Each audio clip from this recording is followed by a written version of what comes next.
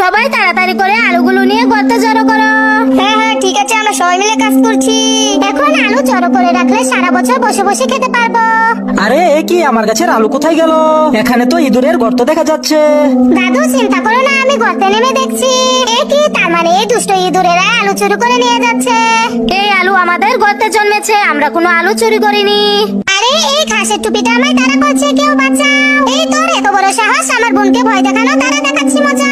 আরে এখানে তো এই পাখিটা লুকিয়েছিল, তুই কেন আমায় ভয় দেখিয়েছিস? আমি তোমাকে ভয় দেখাতে চাইনি, আমি যখন ভুট্টা কাটছিলাম তখন এই টুপিটা আমার মাথার উপর পড়ে। আমি এই চিপস গুলো জুতোর মধ্যে লুকিয়ে ফেলি, স্কুলে যাওয়ার সময় পার্কে গিয়ে ক্যাঙ্গারুদের খাওয়াবো। তুমি জুতোয় কেন চিপস রেখেছো? জুতোর গন্ধে তো ক্যাঙ্গারু অজ্ঞান হয়ে যাবে। রাজু, ক্যাঙ্গারু তো চিপস খায় না, ওদের জন্য এই গাজরগুলো নিয়ে যাও। এই বল্টু, তাড়াতাড়ি খাও, না হলে চিকন হয়ে যাবে। না খাবো না, পার্কে গিয়ে আমি দোলনায় বসলে দোলনা ছিঁড়ে পড়ে যাই। আমি এত মোটা দেখে সব বন্ধুরা আমায় নিয়ে হাসাহাসি করে। আমি আর খেতে চাই না। বল্টু তুমি চিন্তা করো না, আজ থেকে শুধু করলা আর সবজি খাবে। সন্ধ্যাবেলা আমার সাথে ব্যায়াম করতে বের হবে। ওয়াও, বল্টু এত স্মার্ট হয়ে গেল কিভাবে? এই বাচ্চা, তুমি আমার দোকানের জিনিসগুলো এভাবে ভাঙছো কেন? আঙ্কেল, একটা ইঁদুর আপনার দোকানের খাবার চুরি করে নিয়ে যাচ্ছিল। মিথ্যা কথা, আমার দোকানে কোনো ইঁদুরই নেই।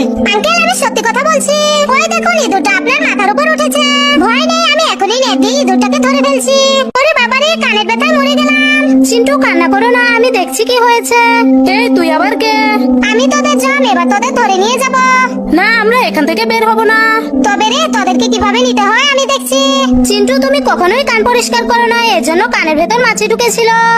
আরে চিন্টু কত বড় মিষ্টি ক্যান্ডি খাচ্ছে। চিন্টু এটা কোথায় পেয়েছো? এটা আমি নিজেই বানিয়েছি। প্রথমে মাখন গুলিয়ে, পরে মিষ্টি ঢেলেছি, এরপর দুধের গুঁড়ো ঢেলেছি আর হাত দিয়ে মিশিয়ে ভালোভাবে গুল করেছি। এরপর ফ্রিজে রাখলে এমন হয়ে যায়। চিন্টু আমাকে দাও, আমিও খাবো। আমি আর স্কুলেই যাব না। কি হয়েছে চিন্টু, তোমার গালে এসব কিসের দাগ? মা, একটা সহপাঠী আমায় মেরেছে। চলো আমার সাথে। এই তুমি চিন্টুকে কেন মেরেছ?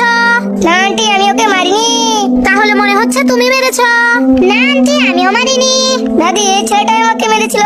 তোমার ছেলেই উল্টো আমার নাতিকে মেরেছে। দাদি আমি দুঃখিত, আজকে ওর মজা দেখাচ্ছি। করে বাবারে, পালাই। আরে বল্টু, আমার নৌকা তো নদীর মাঝখানে চলে গেছে। সব তোমার জন্য হয়েছে। আরে আমি তো ভেবেছিলাম ব্যাটারিতে চার্জ আছে। বুদ্ধি পেয়েছি, এই পাউরুটিটা পানিতে ছিটিয়ে দে, তাহলে হাঁসের সাথে পানির ঢেউয়ে নৌকাটাও চলে আসবে। এই তো ধরেছি। আরে চিন্টু, তুমি টিভির ভেতর এমন ভাবে আঘাত করছো কেন? আমি রিমোটটা কত চাপলাম, কিন্তু সিগন্যাল আসছে না।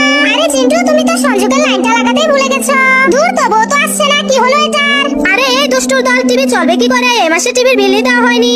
ওরে বাবারে, কত তেলাপোকা, বাঁচাও। চিন্টু আমি এসে গেছি, একদম ভয় পেও না। মা টিনা চিপস খেয়ে খেয়ে ঘরের মধ্যে ছিটিয়েছে, তাই এমন তেলাপোকা হয়েছে। এই দেখো, এখনো বসে বসে খাচ্ছে। টিনা, তোমার জন্যই ঘরে এত তেলাপোকা হয়েছে। এখন যাও, এগুলো পরিষ্কার করো। চলো চিন্টু।